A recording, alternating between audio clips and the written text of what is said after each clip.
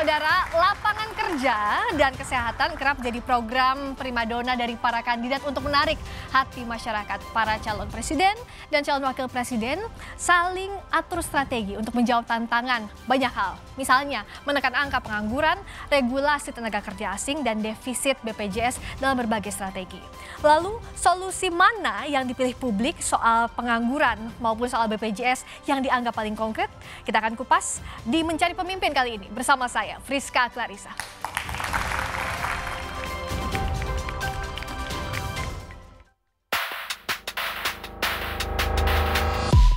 Dua hari jelang debat calon wakil presiden, ruang publik diramaikan dengan perdebatan kedua kubu terkait tema debat. Ketenaga kerjaan dan defisit BPJS Kesehatan menjadi isu yang paling ramai diperbincangkan. Di bidang kesehatan, Capres nomor urut 01 Joko Widodo menilai persoalan jaminan kesehatan nasional membutuhkan penanganan secara menyeluruh dan melibatkan antar institusi. Persoalan kesehatan juga akan ditangani secara serius sebab daya saing bangsa Indonesia sangat tergantung pada kesehatan individu dan masyarakat. Mengenai sistem JKN kita, ya kita ini baru memulai. Jadi kalau masih ada masalah, masih ada problem di lapangan, hal-hal teknis di lapangan, ya mohon dimaklumi. Saya juga sering dadak belok ke rumah sakit, tanya, ada problem apa sih? Ada masalah apa sih? Ya. Saya mulai tahu, mulai ngerti. Tapi penyelesaian ini memang harus penyelesaian yang keseluruhan, holistik, dan ditangani antar institusi. Sementara itu, Capres nomor urut 02 Prabowo Subianto menilai defisit BPJS Kesehatan adalah masalah yang kecil. Sebab kebocoran anggaran yang terjadi begitu besar. Jadi kalau saudara-saudara mengatakan kurang defisit BPJS, berapa defisitnya? Kalau tidak salah 20 triliun. Kalau saya mengatakan 20 triliun, kalau saya memimpin pemerintahan, saya anggap itu masalah kecil, 20 triliun.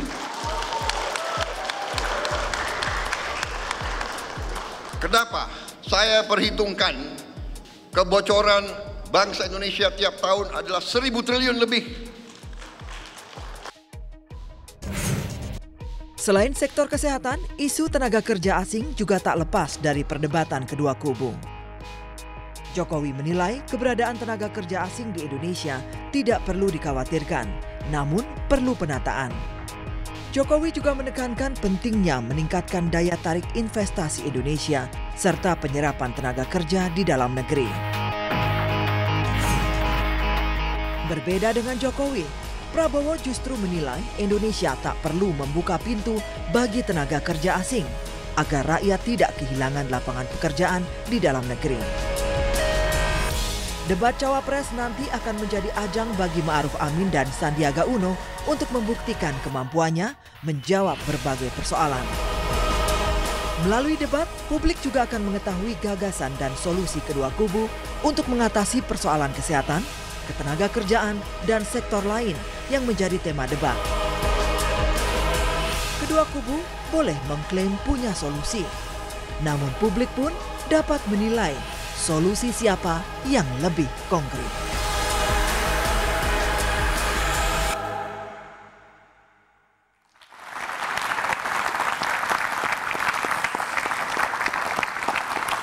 Mari kita bahas malam ini soal siapa yang tawarkan solusi paling konkret terkait dengan pengangguran dan juga BPJS. Kita akan sambut narasumber yang sudah hadir di studio Kompas TV. Yang pertama ada Hasbullah Tabrani, anggota TKN Jokowi Ma'ruf. Selamat malam. Di sampingnya ada Mbak Dini Purwono, tim ses Jokowi Ma'ruf. Selamat malam Mbak Dini. Selamat teman-teman. Di sebelah sana sudah ada Pak Beni Oktavianus, selaku Ketua Satgas Kesehatan BPN Prabowo Sandi. Selamat malam. Dan juga sudah hadir kami undang Mbak Nada Alihiah yang merupakan juru debat Prabowo Sandi yang sedang dalam persiapan nanti kita akan sapa, tapi yang tidak kalah juga selalu ada setiap pekan di Mencari Pemimpin adalah panelis kita, Emrus Sihombing, pakar komunikasi politik. Selamat malam. Nah, kita bahas dulu soal BPJS Kesehatan. Saya ke Pak Hasbullah dulu. Soal BPJS Kesehatan, defisit ini banyak menuai selama kampanye ini, kalau kita ingat banyak kritik dari oposisi. Kenapa pemerintah nggak bisa tuntaskan soal defisit BPJS Kesehatan? Awalnya saya akan lihatkan dulu bagaimana fakta soal BPJS Kesehatan berikut ini. Yang pertama, kalau kita bicara soal BPJS Kesehatan, ada jumlah pesertanya 200 juta jiwa per Desember 2018. Lalu kita lihat berapa jumlah iuran dari BPJS Kesehatan. Kalau iuran kelas 1 ini 80.000 per bulan sesuai hitungan aktuaria. Nah, kita garis bawahi di defisit ini di iuran kelas 2 dan juga iuran kelas 3. Ada setidaknya defisit 13.000 di iuran kelas 2 dan juga defisit di iuran kelas 3 27.500. Lalu nextnya kita lihat bagaimana suntikan dana pemerintah untuk mengatasi defisit anggaran per Desember 2018 ada 16,5 triliun rupiah. Berapa suntikannya? Kita lihat. Suntikan dana pemerintah atasi defisit BPJS Kesehatan ini 4 Desember 2017 ada 4,2 triliun, 20 September 2018 4,9 triliun rupiah, dan 5 Desember 2018 ada 5,2 triliun rupiah. Berikutnya. Kita cukupkan dulu soal BPJS Kesehatan, tepuk tangan dulu dong. Ini datanya BPJS Kesehatan, adik-adik, kawan-kawan semua. Nah, Pak Hasbullah, jadi kalau tata kelola defisit BPJS Kesehatan apa sih yang dijanjikan petahana, apa yang akan diperbaiki? Ya ditutup defisitnya, susah amat. Caranya gimana? Konkretnya gimana? Defisit itu terjadi itu sebagai bukti bahwa masyarakat sudah menggunakan. Banyak yang menggunakan, yang sakit sudah tertolong. Memang itulah fungsinya gotong royong. Persoalan uang tidak sulit karena kita sebetulnya mampu. Cuma saja kita memang yang namanya orang sakit kan nggak bisa diprediksi sejak awal. Beda kalau makan dibagi-bagi bisa dihitung. Orang sakit berapa yang berobat tiap tahun itu ternyata angkanya naik terus. Jadi kalau kita lihat 5 tahun terakhir kenaikan namanya rate ya, angka berapa yang berobat per 1.000 orang. Misalnya untuk rawat inap awalnya 4,2 orang per 1.000 yang dirawat inap. Ternyata tahun berikutnya diperkirakan masih sama, ternyata naik lagi. Itu proses maturitas namanya, proses pematangan dalam sebuah sistem jaminan. Dianggap masih aman kalau dari tim 01 KB nih. Jadi begini, masyarakat perlu tahu, karena saya kan dokter ahli yang tiap hari mengurus pasien di rumah sakit. Saya memimpin kesehatan Partai Gerindra sejak partai itu lahir 11 tahun lalu. Saya ingin menjelaskan karena saya dokter ahli yang mengurusi pasien-pasien itu dari belum era BPJS sampai era BPJS. Era BPJS kan dimulai 1 Januari 2014. Nah, saya termasuk orang yang sangat mendukung BPJS, maka saya dekat dengan Pak Fahmi Idris. Semua pimpinan BPJS pasti dekat dengan saya. Karena saya sangat merindukan adanya suatu pelayanan yang baik untuk di-cover kepada masyarakat. Jadi yang paling harus diperbaiki apa? Defisit ini jadi seperti begini, apa ditutupinya? Ini yang masyarakat harus tahu hari ini kan yang mengeluh ini masyarakat, rumah sakit, dan tenaga medis. Saya kan tidak perlu bicara menjelaskan karena kalau silakan buka internet sejak 4-5 bulan terakhir, apalagi bulan Oktober, November, Desember, seluruh media, media-media se-Indonesia, media apapun, akibat tunggak bayar BPJS ini menghancurkan pelayanan. Paham ya? Jadi begini, tadi kan ditutup, saya senang sekali ditutup, tapi persoalannya kan biaya kesehatan itu bisa nggak saya kasih yang gampang ya supaya masyarakat mudah mengerti. Persoalannya di mana? Mungkin nggak kita selama 5 bulan rumah tangga kita utang beras ke tetangga selama 5 bulan. Habis ini toko ini, warung ini, warung ini. Ini yang terjadi dengan BPJS. Tunggak bayarnya, maaf. Tunggak bayarnya tuh 5-6 bulan sehingga terjadi kekacauan pelayanan. Karena di-lock, obat di-lock, gaji dokter nggak terbayar, nanti sudah hancur baru dibayar. Ini bahaya banget. Boleh cek lah. Kalau maaf ya, saya ingin jelaskan kalau tidak mungkin Pak Prabowo dan Pak Sandi didatangi oleh dokter. Saya kan ketua kesehatan Gerindra sejak berdiri. 2014, saya kan ketuanya juga di waktu Prabowo Hatta. Kan dokter yang ketemu Pak Prabowo paling banyak 100 orang. Ini 800 dokter se-Indonesia datang take off landing di Jakarta cari beliau. Pak Sandi di ujung pandang lebih dari 1.000 dokter. Di Semarang kemarin 1.000. Saya tadi, sebentar mohon maaf, tadi saya diminta, dokter bisa tolong nggak kami teman-teman dari Forsamed, kami ada 1.000 dokter ingin ketemu Pak, karena sampai hari ini obat masih kosong di rumah sakit. Oke, kita akan tanya ke Pak Hasbulo. Ini kan fakta. Kalau teorinya bagus, faktanya enggak. Sebelum jawab ini, saya akan undang dulu Mbak Dada Alihya, juru debat Prabowo Sandi untuk bergabung ke panel diskusi. Halo, selamat malam Mbak Dada, silakan. Jawabannya gimana Pak Hasbulo? Saya kira tidak benar kalau 6 bulan tidak dibayar. Memang ada beberapa yang tertunda. Tapi jangan salah pula, tertunda itu tidak semuanya karena BPJS-nya. Ada klaim-klaim yang belum selesai, proses verifikasi belum selesai, rumah sakit banyak juga yang quote and quote belum memenuhi standar yang verifikasi klaim yang harus dibayar. Jadi ada penundaan. Betul memang akhir tahun kemarin ada penundaan pembayaran, tapi tidak sampai 6 bulan. Ya, buktinya rumah sakit masih pada jalan. Ada nggak rumah sakit yang kolaps, yang berhenti melayani? Nggak ada, semua jalan masih. Tapi kalau obat yang tersedia, rumah sakit itu sudah dibayar termasuk obat. Ya. Kalau rumah sakit nggak mau beli obat, ya bukan kita back to BPJS data tadi. Dirut BPJS sempat mengatakan bahwa yang jadi masalah ini adalah iurannya. Iurannya kenapa tidak dinaikkan? Karena tidak ideal? Oh bukan, iuran jangan lupa. Pak Jokowi sudah pernah mengusulkan naikkan iuran. Tapi di DPR diprotes minta diturunkan. Dengan ya argumen nanti memberatkan.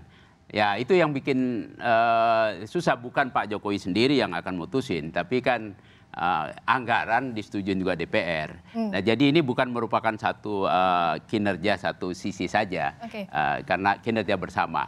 Persoalannya adalah program baru yang masih dalam 5 tahun, kita mulai begitu besar, sekarang sudah 220 juta tercover, tidak bisa kita prediksi akurat betul pada saatnya. Tapi komitmennya adalah kalau memang kurang defisit, ya kita tutup. Oke, katanya kalau kurang defisit ya tutup. Tapi kalau dari Pak Prabowo kan bilang ini katanya perkara kecil. Pak Beni, Pak Prabowo bilang kalau ini adalah perkara kecil untuk menutup defisit BPJS. Konkretnya seperti apa? Jadi saya jelaskan ya, teman-teman supaya ngerti apa yang selalu Pak Prabowo sampaikan mengenai adanya kebocoran. Apa sih itu kebocoran? Kan kalian mungkin ingin tahu kan, apa itu kebocoran itu? Ini yang terjadi di Indonesia, bahwa di negara-negara tetangga kita aja, nggak usah banyak-banyak lah, kita ke Malaysia, ke Thailand, ke India, tax ratio itu 19% di Malaysia dan di Thailand, di India 20%. Tax ratio itu apa sih? Saya jelasin supaya karena banyak pasti masyarakat nggak ngerti. Kalau ibu potong mereka nggak ngerti. Saya ngomong tax ratio apa? Ya, tax ratio dihubungkan dengan BPJS tadi adalah? Iya, ada pendapatan domestik bruto itu yang terkena pajak. Nah, kalau di negara Malaysia yang terkena pajak bisa 19%, di Indonesia kenapa 10 sekarang hanya 10-11%? Tahun 1997 bisa 16%. Ini yang Pak Prabowo sampaikan, kalau kita bisa melakukan perbaikan dalam penerimaan pajak khusus orang-orang yang tidak taat pajak. Kalau bagi orang-orang yang taat pajak tidur nyaman. Ya, ini saya kasih contoh ya, supaya mudah dimengerti.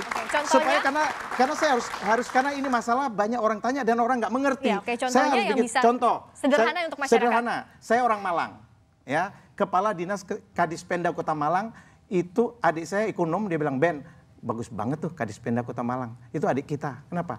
Tahun 2013 dia jadi Kadispenda. Dia buat program waktu itu income Kota Malang 186 miliar. Ya. Hari ini 500 miliar lebih. Satu tahun pertama naik menjadi 340 miliar. Habis itu 400, 500. Saya ingin jelaskan. Sebentar, dari mana?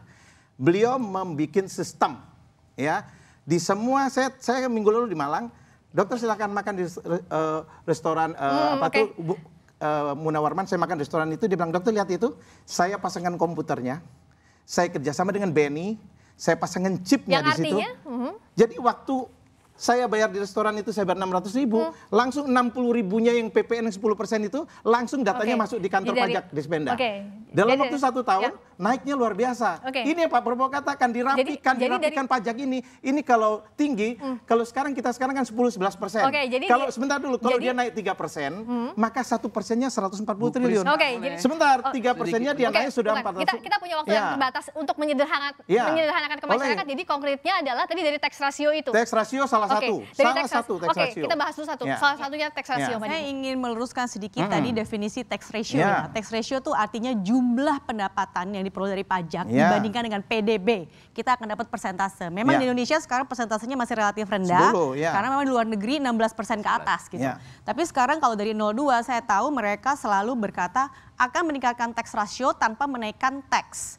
Berarti kuncinya ada pada di kepatuhan pembayaran pajak. Karena kita tidak akan meningkatkan nominal tax-nya, kita akan menambah jumlah WP atau kepatuhan pajak orang-orang yang belum bayar pajak jadi bayar. Nah kembali, saya nggak ngerti dari 02 itu akan meningkatkan tax ratio dengan cara apa kalau tidak meningkatkan pajak. Berarti kepatuhan mekanismenya seperti apa? Saya harap tidak akan menggunakan pendekatan militer ya dari 02 untuk kepatuhan pajak. Untuk BPJS kita konkret aja. Kita akui memang pada saat ini terjadi defisit. Kita akui memang masih ada ketidaksempurnaan yang harus disempurnakan. Jadi apa yang harus disempurnakan? Dan karena itu dari kubu 01 gitu ya, sudah jelas bahwa yang pertama paling iminen adalah tambal dulu defisitnya, ya kan? Tapi menambal defisit tidak menyelesaikan masalah secara fundamental sampai ke akarnya. Karena itu harus dilakukan beberapa hal. Pertama, dari sisi preventif sudah ada namanya sosialisasi gerakan masyarakat hidup sehat. Itu harus ya untuk mengurangi orang-orang yang sakit tentunya. Kemudian kedua harus diadakan penghematan, bukan mengurangi manfaat ya Mbak Priska ya.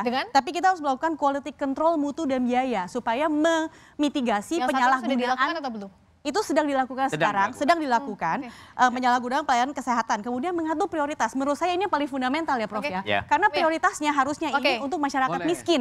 Saya ke Mbak Nada dulu. Dari yang disampaikan Mbak Dini tadi, cukupkah bisa diterapkan dalam waktu dekat ini? Kalau tadi Mbak Dini poinnya hanya untuk supaya orang sakit, sehat nggak sakit, tapi balik lagi bukan cuma itu saja, mengatur prioritas juga gitu ya. Mengatur prioritas juga dan juga kepatuhan pembayaran. Karena pada saat ini membayar premi baru sekitar 50% dari peserta BPJS itu juga isu. Bentar Mbak. Terima kasih. Assalamualaikum warahmatullahi wabarakatuh. Waalaikumsalam. Saya tambahkan dulu, itu pernyataan tadi keliru. Tunggu sebentar dulu. Kita kasih kesempatan.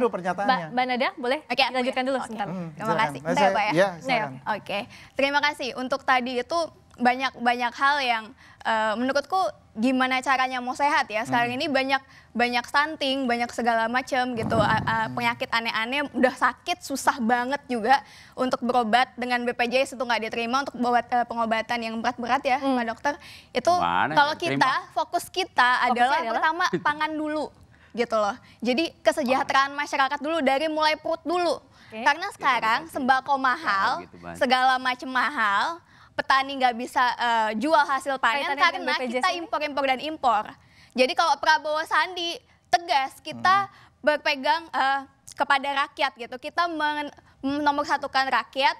Kalau ada hasil produksi dari kita itu yang dijual dulu gitu. Bukannya ada hasil produksi dalam negeri, tapi kita malah impor beras, sedangkan cadangan di Bulog itu juga masih banyak banget. Dan teman-teman lihat juga dong, pasti Kompas juga punya berita tentang yang petani buah-buahan sebentar dong Mbak, sebentar ya. Petani segala macam, saking frustasi mereka buang-buang hasil panen di jalan karena kenapa nggak ada yang beli gitu loh. Ini berita banyak kok, bisa dibuka aja sendiri, itu bukan dari kita ya Pak ya. Ini terlalu jauh sepertinya sih, kita lagi berbicara masalah Pak Beni, kita untuk segmen satu ini kita cukupkan dulu karena saya dari tadi belum dapat yang konkretnya dari masing-masing baik itu 01 maupun 02 kalau mau kasih waktu. Oh iya, kasih waktu di segmen berikutnya kita lanjutkan. Berikutnya di Mencari Pemimpin juga para panelis, kita akan kembali sesaat lagi.